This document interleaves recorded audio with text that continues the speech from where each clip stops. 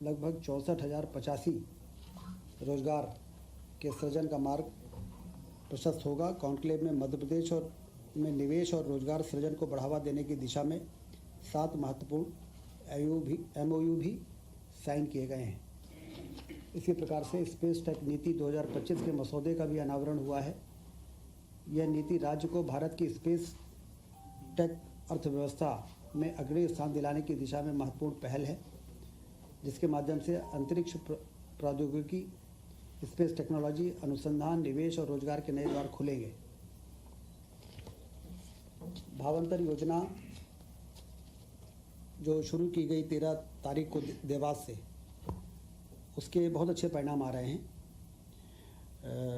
24/10/25 से 7/11/25 तक जो मॉडल रेट 4,020 था, वो 17/11/25 को बढ़ के 4,236 हो गया है।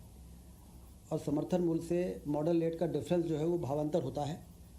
और अभी तक 15 दिनों में 1.33 लाख किसानों के खाते में 233 करोड़ रुपए भावांतर की राशि अंतरण की जा चुकी है। 220 से अधिक मुख्य और 80 उप मंडियों में खरीदी की जा रही है सोयाबीन की। और ये भावांतर योजना से किसानों में काफ़ी हर्ष है और उनको काफ़ी लाभ मिल रहा है। जनजाति गौरव दिवस 15 नवंबर को बड़े धूमधाम से मनाया गया। जबलपुर में जो सबसे प्रमुख कार्यक्रम था पूरे प्रदेश का, उसमें वर्चुअल माध्यम से प्रधानमंत्री जी जुड़े और उन्होंने संबोधित किया। 150वीं जयंती भगवान बिरसा मुंडा की बड़वानी, अलीराजपुर, जबलपुर में विशेष आयोजन हुए। बाकी पूरे प्रदेश के सभी जिलों में इसके आयोजन हुए और काफ़ी बढ़ चढ़ के लोगों ने इस कार्यक्रम में हिस्सा लिया और इसको अभूतपूर्व सफलता मिली है।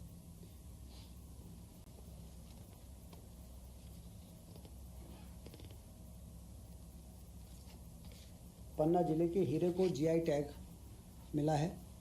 ये भी हम सबके लिए बड़ी उपलब्धि है। पन्ना को तो अभी भी हीरे के लिए जाना जाता था, परंतु GI टैग मिलने से अंतर्राष्ट्रीय स्तर पर इसकी मान्यता होगी और पन्ना डायमंड के नाम से इसे बेचा जा सकेगा। युवाओं और कारीगरों को रोजगार के नए अवसर मिलेंगे। यह प्रदेश के लिए बड़े गर्व की बात है।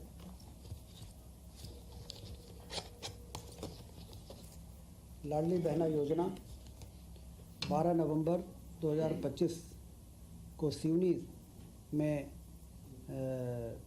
1,500 रुपये, 250 रुपये अलग से जोड़ के 1,500 रुपये अब हर महीने लाडली बहनाओं को ये राशि अंतरित की जा रही है। जैसा कि आप जानते हैं कि जून 23 में इस योजना की शुरुआत हुई, तब से अक्टूबर 25 तक बहनों को 44,900 करोड़ से अधिक की राशि का अंतरण किया जा सका है। इससे आर्थिक रूप से बहनें सशक्त हुई हैं, उनका आत्मविश्वास बढ़ा है और वो अपने बच्चों के, अपने परिवार के देखभाल में, उनके स्वास्थ्य के संबंध में ज़्यादा अधिक सक्षम हुई हैं। आज मुख्यमंत्री जी ने विशेष तौर से ये निर्देश दिया है कि इस राशि के अंतरण के साथ साथ उनको लंबे समय तक कैसे हम सक्षम बना सकते हैं, उनको रोजगार कैसे जोड़ सकते हैं, इसकी भी योजना संबंधित विभाग बनाए, जिससे कि उनको अपने पैरों पे लंबे समय तक खड़ा किया जा सके। कैबिनेट के जो एजेंडे प्रमुख रूप से थे, उसमें सिंचाई के लिए सोलर पंप स्थापना की जो योजना 24 जनवरी 25 को लागू हुई, प्रधानमंत्री कृषक मित्र योजना में संशोधन का एजेंडा आज कैबिनेट में था और उस संशोधन में 7.5 HP क्षमता का सोलर पंप लगाने के लिए अस्थायी विद्युत कनेक्शनधारी कृषक का अंश 10% रहेगा। शासन द्वारा 90% की सब्सिडी उनको दी जाएगी, जिससे कि जितने भी टेम्परेरी कनेक्शनधारी हैं लगभग 3 लाख हैं और जो परमानेंट कनेक्शनधारी हैं वो करीब 20 लाख से ऊपर हैं। तो केंद्र सरकार की सब्सिडी का जो सीमा है, उस सीमा तक हम कृषकों को अब धीरे धीरे सोलर पंप में ट्रांसफ़र करेंगे और केंद्र सरकार से भी लगातार ये मांग करेंगे कि आप उस सीमा को बढ़ाते जाएं, जिससे जल्दी से जल्दी हम सारे टेम्परेरी कनेक्शनधारी और फिर परमानेंट कनेक्शनधारी को हम सोलर से ये ये जो इलेक्ट्रिक पंप से सोलर में शिफ्ट कर सकें, जिससे कि लाइन लॉस और सब्सिडी के जो बोझ आता है उससे भी मुक्ति मिले और किसान भी क्वालिटी की बिजली आसानी से अपने स्तर पर प्राप्त कर सके सोलर के द्वारा।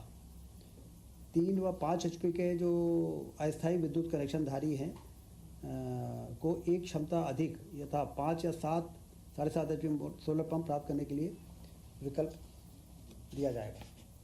मतलब 3 HP वालों को 5 HP का सोलर पंप और 5 HP के जो इलेक्ट्रिक पंपधारी हैं उनको 7.5 HP का भी सोलर पंप यदि लगाना चाहें तो उनको वो सुविधा उपलब्ध कराई जाएगी।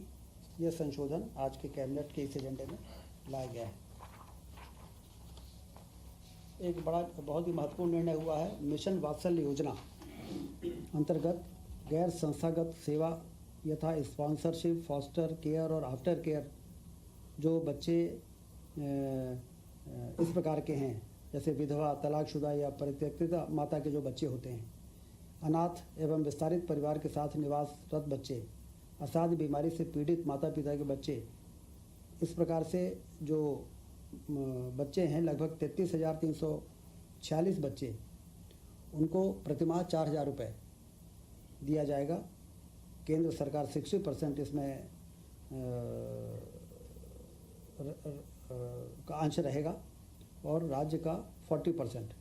टोटल 1,022 करोड़ की वित्तीय व्यय का ये प्रस्ताव था। इसको आज कैबिनेट ने मंजूरी दी है और इन तमाम तरह के बच्चों के देखभाल के लिए 4,000 रुपये प्रतिमाह उनको आर्थिक सहायता दी जाएगी।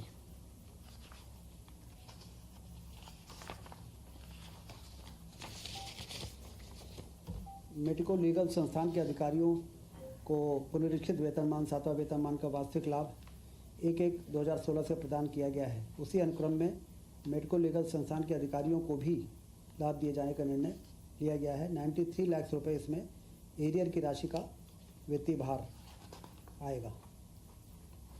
सोशल इम्पैक्ट बॉन्ड योजना 6/10/2023 से लागू प्रशासकीय विभाग सामाजिक न्याय विभाग का है। इसके लिए 25-26 के लिए सोशल इम्पैक्ट बॉन्ड योजना 100 करोड़ का बजट का प्रावधान किया गया है।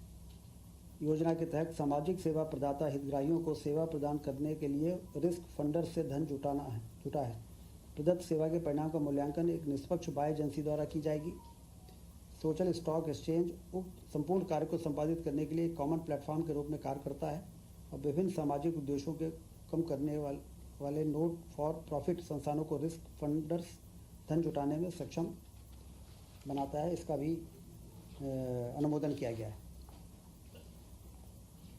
नवगठित जिला विधिक सेवा प्राधिकरण आगर मालवा हेतु नवीन पदों का सृजन।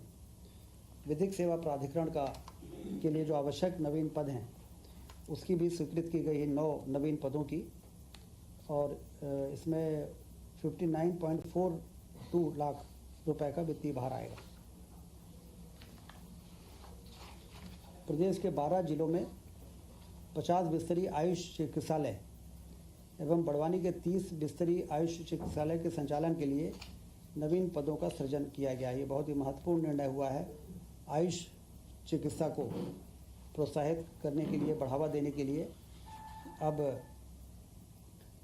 भोपाल, इंदौर, नरसिंहपुर, मंडलेश्वर, बालाघाट, गुना, भिंड, सीहोर, पन्ना, श्योपुर, अमरकंटक, सुजालपुर में 50 बिस्तर के आयुष चिकित्सालय बनाए जाएंगे और बड़वानी के 30 बिस्तरीय आयुष चिकित्सालय के संचालन के लिए 373 नवीन पदों का सृजन किया गया है। इसके साथ ही 806 मानव संसाधन सेवाएं ऑन कॉल हेतु स्वीकृत की गई हैं।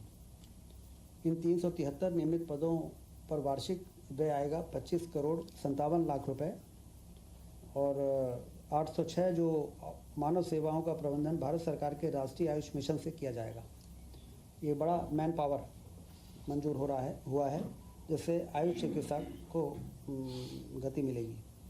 12 डिस्ट्रिक्ट में आयुष हॉस्पिटल ओपन किए जा रहे हैं।